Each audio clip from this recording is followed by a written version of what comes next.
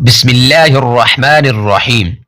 آپ پر خدا کی سلامتی، رحمتیں اور برکتیں نازل ہوں۔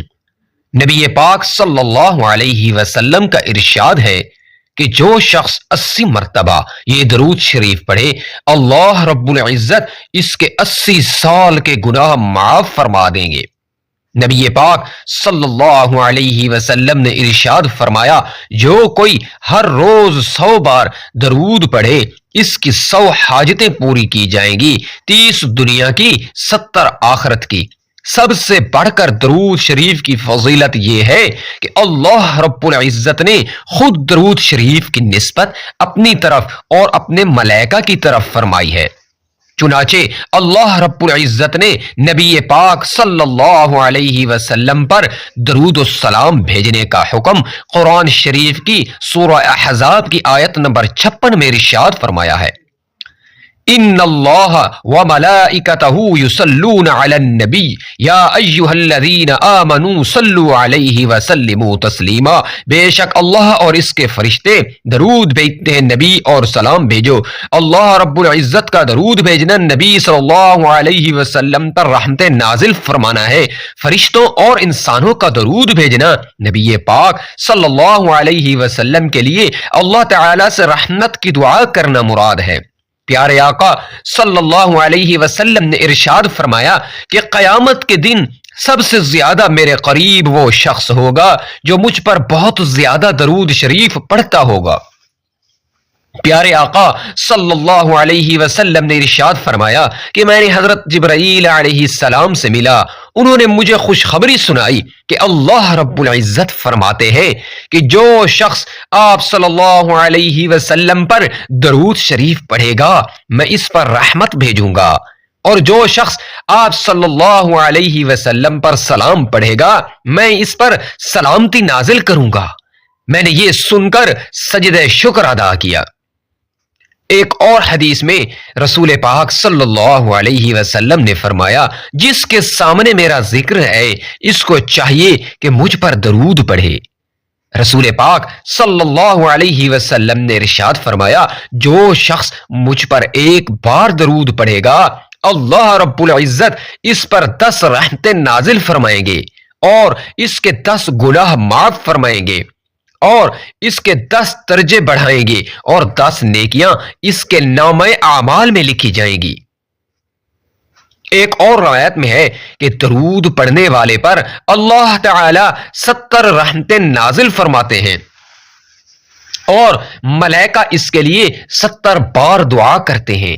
نبی اکرم صلی اللہ علیہ وسلم نے ارشاد فرمایا، قیامت کے ہول اور خطرات سے وہ شخص زیادہ نجات پائے گا جو دنیا میں مجھ پر زیادہ درود بھیجتا ہوگا۔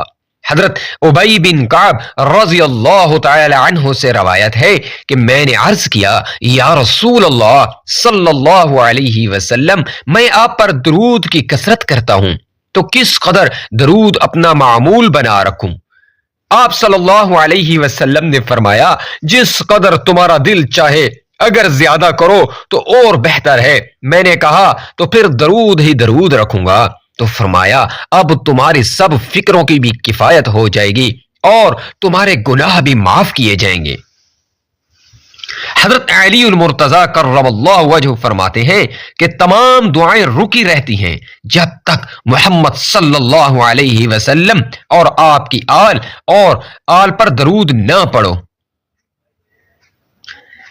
مواہب الدنیا میں تفسیر کثیری سے نقل کیا گیا ہے کہ قیامت میں کسی مومن کی نیکیاں کم وزن ہو جائیں گی تو نبی پاک صلی اللہ علیہ وسلم ایک پرچہ انگلی کے پور کے برابر نکال کر میزان میں رکھ دیں گے، جس سے نیکیوں کا پلہ وزنی ہو جائے گا۔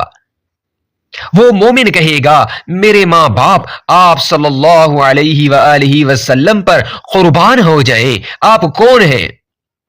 آپ کی صورت اور آپ کی سیرت کیسی اچھی ہے۔ نبی پاک صلی اللہ علیہ وسلم فرمائیں گے، میں تیرا نبی ہوں اور یہ درود ہے جو تو نے مجھ پر پڑھا تھا، میں نے تیری حاجت کے وقت اس کو ادا کر دیا۔ پیارے آقا صلی اللہ علیہ وسلم کے امت پر اتنے زیادہ احسانات ہیں کہ جن کے بدلے میں اگر سارے عمر بھی نبی پاک صلی اللہ علیہ وسلم پر درود بھیجا جائے تو کم ہے۔ خوش نصیب ہیں وہ لوگ جن کے صبح اور شامیں درود شریف پڑھنے کی برکت سے مہکتی ہیں، اور درود پاک پڑھنے سے دنیا اور آخرت دونوں کے فوائد حاصل ہوتے ہیں۔ ابھی جیسا کہ ہمارا آج کا ایک چھوٹا سا درود پاک ہے، اور جس کی اتنی بڑی فضیلت اور اتنا بڑا اجر اللہ تعالی نے عطا فرما رہے ہیں کہ انسان کے 80 سال کے گناہ معاف ہو رہے ہیں۔ اور آج کل ہماری اوسط عمر کیا ہے؟ 60 سال، 70 سال، 80 سال، تو اس سے بڑی فضیلت اور کیا ہوگی؟ انسان کوشش کرے فضول باتوں کے بجائے ہر وقت ذکر و اذکار وغیرہ پڑھتا رہے تو اس دنیا اور آخرت کے فوائد اس کو ملیں گے۔ جیسا کہ ایک دفعہ اللہ رب العزت نے شیطان کو حکم دیا کہ تو ہمارے رسول محمد صلی اللہ علیہ وسلم کے پاس جا اور ان کی باتوں کا جواب دے۔ شیطان آپ صلی اللہ علیہ وسلم کو ملا اور کہا خدا نے مجھ کو آپ صلی اللہ علیہ وسلم کے پاس بھیجا ہے۔ آپ صلی اللہ علیہ وسلم نے فرمایا کہ ہم مسلمانوں میں کون لوگ تیرے دوست ہیں اور کون دشمن ہے؟ کہا 15 قسم کے یہ لوگ میرے دشمن ہیں۔ نمبر 1، سب سے بڑے دشمن تم ہو۔ نمبر 2، اور بادشاہ انصاف کرنے والا، اور اس میں اہل ریاست اور سب حاکم آ گئے۔ نمبر 3، وہ مالدار جو اپنے کو اوروں سے چھوٹا سمجھے۔ نمبر 4، جو آدمی تجارت کرتا ہو اور سچ بولتا ہو۔ نمبر 5، وہ عالم اور نمازی جو خدا سے ڈرتا ہو۔ نمبر 6، وہ آدمی جو لوگوں کو دین کی باتیں سکھلاتا ہو۔ نمبر 7، وہ آدمی جو لوگوں پر رحم کرتا ہو۔ نمبر 8، جو آدمی خدا کے سامنے توبہ کرتا ہو۔ نمبر 9، جو حلال کھاتا ہو اور حرام کمائی سے بچتا ہو۔ نمبر 10، جو پیشاب وغیرہ ناپاکی سے بچتا ہو اور پاک صاف رہتا ہو۔ نمبر 11، جو خیرات زیادہ کرتا ہو۔ نمبر 12، جو اچھی عادتیں رکھتا ہو۔ نمبر 13، جو لوگوں کو نفع بہت دیتا ہو۔ نمبر 14، جو قرآن ہمیشہ پڑھتا ہو۔ نمبر 15، جو تہجد کی نماز پڑھتا ہو۔ اور یہ 10 قسم کے لوگ میرے دوست ہیں اور وہ میرے ہیں اور میں ان کا ہوں۔ نمبر 1، بادشاہ ظالم جو لوگوں پر ظلم کرے، اور اس میں اہل ریاست اور سب حاکم آ گئے۔ نمبر 2، وہ مالدار مسلمان جو اپنے کو بڑا سمجھتا ہو، جو اپنا مال جھوٹ بول کر دھوکہ فریب سے بیچتا ہو، کم تولتا اور کم ناپتا ہو۔ نمبر 4، شراب پیتا ہو۔ نمبر 5، غیبت چغلی کرتا ہو۔ نمبر 6، جو نیک کاموں سے دکھاوا کرتا ہو۔ نمبر 7، جو یتیموں کا مال کھاتا ہو۔ نمبر 8، ہمیشہ وقت پر نماز نہ پڑھتا ہو۔ نمبر 9، جو زکوٰۃ نہ ادا کرتا ہو، جو دنیا کے حرص زیادہ کرتا ہو۔ بس اے محمد صلی اللہ علیہ وسلم، یہ لوگ میرے پیارے ہیں اور بڑے درجے کے دوست ہیں۔ یہ کہہ کر شیطان نافرمان بھاگ نکلا۔ میرے محترم عزیزو، عقل کی بات یہی ہے کہ شیطان کو اپنا دشمن سمجھو اور اللہ اور اس کے پیارے رسول صلی اللہ علیہ وسلم کی نافرمانی سے بچو۔ کوئی برا کام نہ کرو کہ شیطان کے دوست بن جاؤ۔ جب اچھے کام کریں گے تو آپ کو اللہ تعالی آخرت میں سرخرو فرمائیں گے۔ جیسا کہ حضرت عمر رضی اللہ تعالی عنہ سے روایت ہے کہ نبی پاک صلی اللہ علیہ وسلم نے فرمایا، اے خطاب کے بیٹے عمر، کیا تم اس بات سے خوش نہیں ہوتے کہ ہمارے لیے آخرت میں آرام ہوگا اور کافروں کو دنیا میں آرام ہوگا؟ حضرت عمر رضی اللہ تعالی عنہ فرماتے ہیں کہ میں ایک روز نبی پاک صلی اللہ علیہ وسلم کے خدمت میں حاضر ہوا تو آپ کھجور کی چٹائی پر لیٹے ہوئے تھے۔ کوئی کپڑا اس پر بچھا ہوا نہیں تھا اور چٹائی کے نشان آپ کی کمر مبارک پر پڑ گئے تھے، اور سر کے نیچے چمڑے کا تکیہ تھا جس میں کھجور کے درخت کی چھال بھری ہوئی تھی۔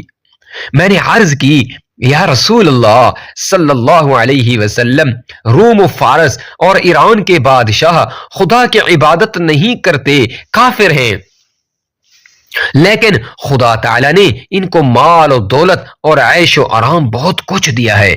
دعا فرمائیے کہ اللہ رب العزت آپ پر اور آپ کی امت پر یعنی مسلمانوں پر رزق کشادہ کرے۔ تب آپ صلی اللہ علیہ وسلم نے فرمایا کہ اے عمر، تم کس خیال میں ہو؟ مسلمانوں کو مناسب نہیں کہ اس دنیا فانی کے عیش و آرام کی آرزو کریں، اس لیے کہ مسلمان کے آرام کرنے کی جگہ جنت میں ہے، اور کافروں کو دنیا میں آرام ہے، دنیا ان کے لیے جنت ہے، اور آخرت میں ان کا ٹھکانہ دوزخ ہے، اور دنیا مسلمان کے لیے جیل خانہ ہے۔ زہر ہے کہ جیل خانہ میں آرام نہیں ہوتا۔ اس حدیث شریف سے معلوم ہوا کہ کافروں کی دولت اور عیش و آرام دیکھ کر مسلمانوں کی رال نہ ٹپکانی چاہیے، بلکہ مضبوطی سے اللہ اور رسول صلی اللہ علیہ وسلم کے حکموں پر چل کر اپنی آخرت بنائیں۔